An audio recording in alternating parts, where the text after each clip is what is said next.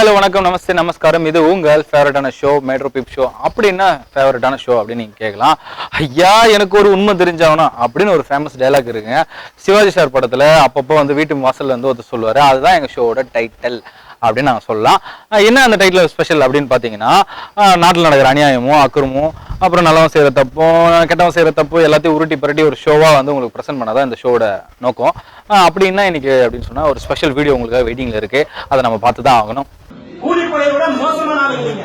இந்த நகையில 3 பவுன் ஈட்ட கரைச்சி ஊத்தி நிற்கிறான். கார்பரேட்டுடைய நம்பிக்கை வந்து செத்து போச்சுன்னு சொல்லி மக்களுக்கு கிடைச்சா என்னுடைய வேலையா இருக்கும். சத்தம் போட்டு ஆகாதுன்னு என்ன பண்ண இருக்கும், எடுத்து அடிக்க தகுதாயிட்டு தேட்டருக்கு போனா ஆடு, வீட்டுக்கு வந்தாலும் ஆடு, ஒரே ஆடுங்க. அப்படின்னா ஆடு ஜுவல்லரி ஆடு தான். காதல் ஆடுறதும் இது காட்டுறதும் அதுக்குன்னு ரொம்ப ஸ்பெஷலாக ஷார்ட்டு சீன்லாம் வைப்பாங்க. அப்படி வந்து அக்ஷய திரிக்கு வந்து இந்த நகை வாங்கினா ரொம்ப நல்லது, இது வாங்கினா நல்லது அப்படின்னு சொல்லிட்டு நிறைய விஷயங்கள் சொல்லுவாங்க. அப்படி வந்து ஒரு கம்பெனி வந்து பெரிய கடை வச்சிருக்காங்க. அது ஒன்றும் இல்லைங்க, தர்மபுரியில் தங்கமயில் அப்படின்ற ஒரு மிகப்பெரிய ஜுவல்லரி ஷாப் 1947 ஸ்டார்ட் பண்ணியிருக்காங்க. இதனுடைய ஃபவுண்டர் வந்து பார்த்தா பாலராம கோவிந்த தாஸ் அப்படின்றவர் தான். இவங்க வருஷத்துக்கு 1271 கோடி வந்து வருமானமே வருதான். அப்போனா எவ்வளோ வருமானம் பார்த்துருப்பாங்கன்னு இப்போ தான் தெரியுது. ஏன்னா அப்படி ஒரு விஷயம் நடந்திருக்கு. அதுவும் ரொம்ப மிகப்பெரிய மோசடி அப்படின்னு சொல்லியிருக்காங்க. அந்த வீடியோ பார்க்கும்போது நெஞ்செல்லாம் பதறுது, அந்த அளவுக்கு ஒரு விஷயம். அப்படின்னா வீடியோன்னு பார்த்துருவோமா?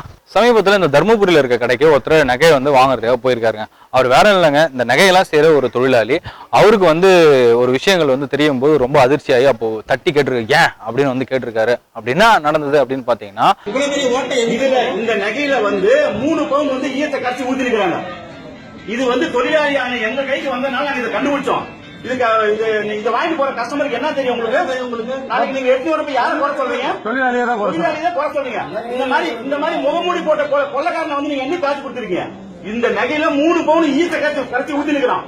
எந்த தொழிலாளியை நாசம் பண்றீங்களா? கடை வச்சு தொழில் செய்யறாங்க. ஒரு பெரிய நெக்லஸ் இருக்கு. அந்த நெக்லஸ்ல சின்ன சின்ன ஹோல்ஸ்லாம் இருக்கு. அந்த ஹோல்ஸ்ல 3 கிராமுக்கு மேல, அதாவது கிட்டத்தட்ட 3 பவுன் கிட்ட வந்து ஈயத்தை காய்ச்சி ஊத்தி பேக் பண்ணி அதை ஜுவல்லரா விற்கிறாங்க. நான் ஒரு நகை வியாபாரி, எனக்கு தெரிஞ்சதுனால இதை நான் வந்து தட்டி கேட்குறேன்.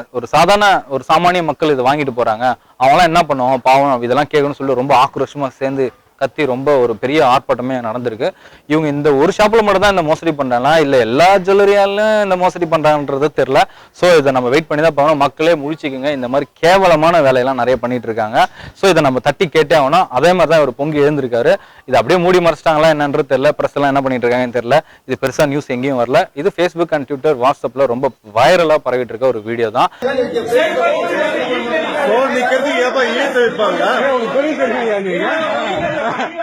தொழில் கத்து கொடுக்கிறீங்க.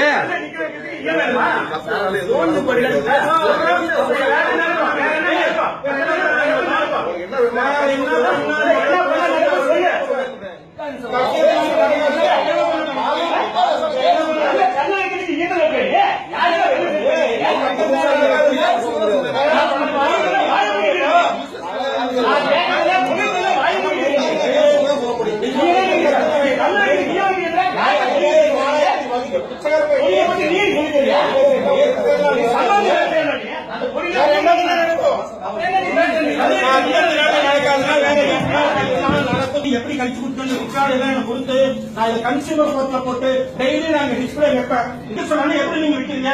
உங்க கொண்டாடி விட்டு சொல்லி வித்துருப்பீங்களா? உங்க தங்கச்சி விட்டு சொல்லி வித்துருப்பியா? உங்க அம்மா விட்டு சொல்லி வித்துருப்பியா?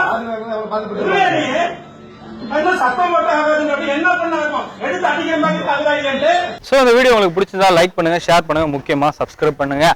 ஐயா எனக்கு ஒரு உண்மை தெரிஞ்சாகணும் அப்படின்ற அந்த ஷோவோட டைட்டில் நாளைக்கோ இல்லை நாளானிக்கோ இல்லை வேற வாரமா வந்து உங்களை ஒரு புது டாபிக்கோட வந்து சந்திக்கிறோம். அடுத்து ரஜினி சார் ஏதோ அரசியலுக்கு வரப்போறதா